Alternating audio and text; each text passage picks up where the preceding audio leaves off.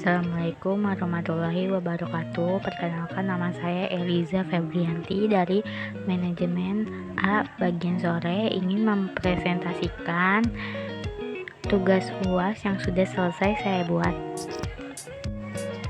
Pasar modal. Pengertian pasar modal. UU Pasar Modal Indonesia diatur dalam UU Nomor 8 Tahun 1995. Menjelaskan pengertian pasar modal adalah aktivitas yang berhubungan dengan perdagangan, efek, dan penawaran umum antara pelaku dan perusahaan emiten. Jadi secara umum, pengertian pasar modal adalah kegiatan dalam melakukan transaksi jual beli surat berharga atau efek antara investor dan perusahaan emiten, serta pelaku pasar modal lainnya. Sementara tempat yang dijadikan sebagai pasar modal adalah Bursa Efek Indonesia atau disebut BEI. Menurut buku Efek Guides yang dikeluarkan Vereniging for der Effektenhandel pada tahun 1939, transaksi efek telah berlangsung sejak 1880. Namun dilakukan tanpa organisasi resmi sehingga catatan tentang transaksi tersebut tidak lengkap. Pada tahun 1878 terbentuk perusahaan untuk perdagangan komoditas dan sekuritas, yakni Dunlop dan Co. Cikal bakal PT Perdanas baru pada tahun 1912, tepatnya tanggal 14 Desember. Amsterdamse Effectenbeurs membuka cabang bursa efek untuk pertama kalinya di Indonesia yang bertempat di Batavia atau yang sekarang bisa disebut Jakarta. Pasar modal ini merupakan yang tertua keempat untuk tingkat Asia setelah Bombay, Hong Kong, dan juga Tokyo. Awal mula kenapa pihak pemerintah Belanda mendirikan bursa efek di Batavia ini karena pada awal abad 19 tersebut sebagai perkebunan sedang dibangun secara besar-besaran. Agar proses pembangunan bisa berjalan dengan baik, maka pemerintah kolonial Belanda tentu saja membutuhkan modal. Nah, salah satu sumber modal yang digunakan saat itu adalah tabungan dari orang-orang Eropa dan juga Belanda yang mempunyai penghasilan di atas rata-rata. Atas dasar itulah pada tanggal 14 Desember 1912 tersebut resmi berdiri pasar yang satu itu dengan nama Vereniging for the Effektenhandel. Jika diterjemahkan dalam bahasa Indonesia, namanya adalah Asosiasi Perdagangan Efek. Pasar ini terletak di Batavia atau yang bisa disebut Jakarta, dengan efek yang diperjualbelikan berupa saham dan juga obligasi. Karakteristik penjual dan pembeli di pasar modal. Pasar modal merupakan pihak yang menyediakan sarana untuk mempertemukan penjual dan pembeli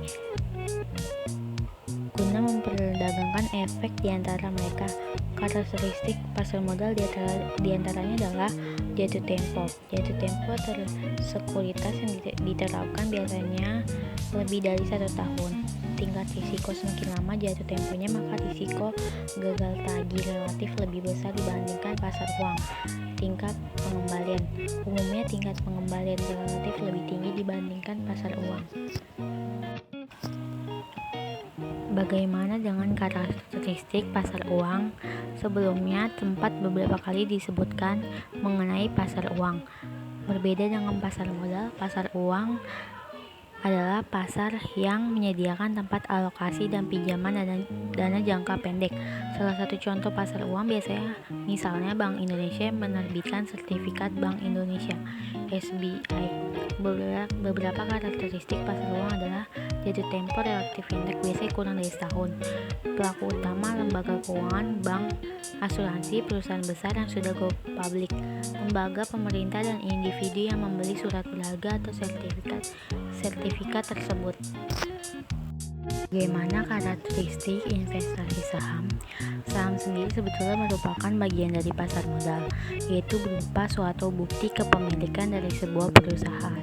Oleh karenanya, saham bisa diubah kepemilikannya, misalnya dengan transaksi jual beli saham. Berikut adalah karakteristik dari investasi saham. 1. Jangka waktu panjang, biasanya dalam jangka waktu 1 tahun atau lebih. 2. Sifat kepemilikan berdasarkan nama sehingga saham bisa dijual atau dibeli. 3. Berhak mengeluarkan suara. Sebagai pemegang saham, maka artinya kamu memiliki hak dalam perusahaan tersebut, sehingga kamu berhak untuk mengeluarkan mengemukakan pendapatmu untuk kemajuan perusahaan. 4. Tingkat risiko sedang hingga tinggi. Instrumen pasar modal adalah semua surat berharga efek seperti saham, obligasi, dan derivatif yang umumnya diperjualbelikan melalui pasar modal. Berdasarkan Undang-Undang Nomor 8 Tahun 1999 tentang pasar modal, efek atau surat berharga adalah setiap surat pengakuan utang, surat berharga komersial, obligasi, saham, sekuritas kredit, tanda bukti hutang, waran opsi, setiap right atau derivatif, dan efek atau setiap instrumen yang telah ditetapkan sebagai efek. Pasar modal juga dikenakan dengan istilah bursa efek. Di dalamnya kamu bisa menemukan berbagai jenis surat berharga yang setiap hari diperdagangkan. Dan di sini surat berharga tersebut di antaranya adalah 1. Saham. Saham merupakan surat berharga yang menjadi bukti kepemilikan atas sebuah perusahaan. Investor yang memiliki saham di sebuah perusahaan berhak untuk mendapatkan dividen atau pembagian laba. Reksadana dikenal sebagai instrumen investasi yang menjadi wadah untuk pengelolaan dana berharga investor. Dana tersebut kemudian dikelola manajer. Surat utang atau obligasi. Kamu juga bisa mendapatkan surat berharga berupa obligasi di pasar modal. Kepemilikan surat utang dapat dipindahtangankan dan pemegang memiliki hak untuk memperoleh bunga serta pelunasan utang pada jangka yang telah ditentukan. Exchange Traded Fund (ETF). Surat berharga yang satu ini sebenarnya memiliki kemiripan dengan reksadana, sama-sama dikumpulkan secara kolektif. Hanya saja FFT diperdagangkan di bursa efek layaknya saham. Derivatif. Selanjutnya ada pula surat berharga dalam bentuk derivatif. Surat berharga ini dikenakan sebagai bentuk turunan dari saham. Terdapat 2 jenis derivatif yang bisa kamu temukan di pasar modal Indonesia, yaitu waran dan REIT. Indeks bursa saham. Indeks bursa saham, indeks harga saham adalah indikator atau cerminan pergerakan harga saham. Indeks merupakan salah satu pedoman bagi investor untuk melakukan investasi di pasar modal, khususnya saham.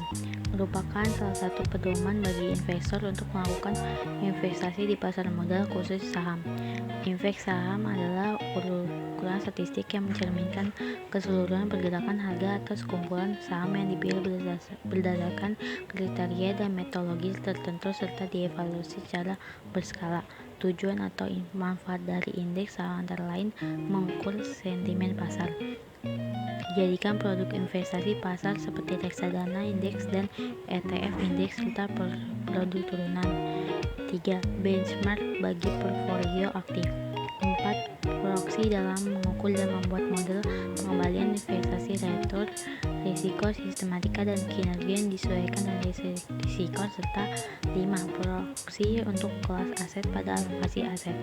PT Bursa Efek Indonesia (BI) secara aktif terus melakukan inovasi dalam pengembangan dan penyediaan indeks saham yang digunakan oleh seluruh pelaku pasar modal, baik bekerja sama dengan pihak lain maupun tidak.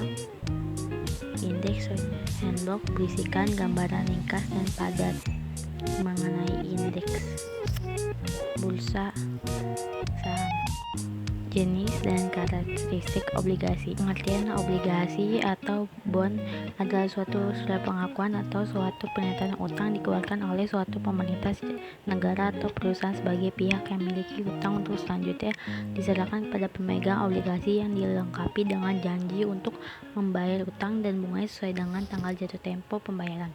Para ahli ada yang mengatakan bahwa pengertian obligasi adalah suatu jenis surat utang berharga atau bersertifikat dengan tanda pengakuan utang yang dikeluarkan oleh suatu perusahaan atau pemerintah kepada pihak pemberi pinjaman atau investor.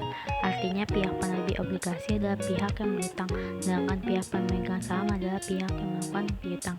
Biasanya obligasi diterbitkan oleh perusahaan yang memerlukan pinjaman modal dari pihak perusahaan. Pinjaman ini memiliki tenor atau jangka waktu yang berbeda-beda, mulai dari 5 hingga 30 tahun. Karakteristik obligasi. Obligasi memiliki karakteristik yang berbeda dengan jenis surat berharga lainnya, yaitu nilai obligasi. Pihak yang berperan dalam mengeluarkan obligasi harus memberikan informasi terkait jumlah uang yang dibutuhkan, atau sering disebut dengan jumlah emisi obligasi. Besaran jumlah obligasi yang dikeluarkan ini harus ditentukan oleh aliran arus kas performa perusahaan dan besaran keperluan bisnis. Jangka waktu obligasi. Obligasi memiliki jangka waktu mulai dari 1 tahun sampai 10 tahun, tapi umumnya jatuh tempo suatu obligasi adalah 5 tahun. Biasanya para pelaku investor lebih memilih obligasi jangka pendek karena memiliki risiko yang kecil. Principal dan coupon rate. Principal rate adalah suatu nominal uang yang harus dikeluarkan pada penerbit obligasi pada pemegang obligasi pada masa jatuh tempo. Nilai principal rate ini erat kaitannya dengan redemption value, maturity value, par value of face value. Di sisi lain, coupon suatu tingkatan bunga yang wajib dibayarkan oleh penerbit obligasi pada pemegang obligasi setiap tahunnya. Jadwal pembayaran. Pembayaran kupon obligasi harus dilakukan oleh sang penerbit obligasi secara berskala sesuai dengan kesepakatan yang sudah ditetapkan, seperti per 3 semester, per semester atau triwulan sekali. Jenis-jenis obligasi. Obligasi memiliki banyak sekali jenis yang dibedakan menjadi beberapa kategori, yakni berdasarkan penerbitnya, sistem pembayaran bunganya, dan berdasarkan jenis serta karakteristik. Selain itu, jenis obligasi juga berbagi berdasarkan tolak ukur yang dimanfaatkan. Namun secara umum, jenis-jenis obligasi yang harus Anda ketahui adalah sebagai berikut. Government bonds adalah obligasi yang dikeluarkan oleh pemerintah. Jenis obligasi ini pertama kali diterbitkan di Indonesia pada bulan Agustus tahun 2006. Namun obligasi pemerintah Indonesia pun terbagi lagi menjadi 4 bagian, yaitu obligasi negara retail Indonesia atau ORI, suku retail saving bond retail atau SBR, dan suku tabungan atau ST. Municipal bonds adalah jenis obligasi yang dikeluarkan oleh pemerintah daerah yang mendanai proyek pembangunan yang berhubungan dengan kepentingan publik. Penerbitan adalah mengatur, merapikan, dan sebagainya supaya menjadi tertib. Tata cara penerbitan: 1. Mencegah atau membatasi terjadinya penambahan bangunan atau bertambahnya keadaan PKL baru. 2. Membangun pos pengaduan pembinaan bagi pedagang. 3. Memberikan sanksi bagi PKL yang berdagang menggunakan trotoar, badan jalan, atau taman. Berikut adalah daftar isi yang sudah saya rangkum.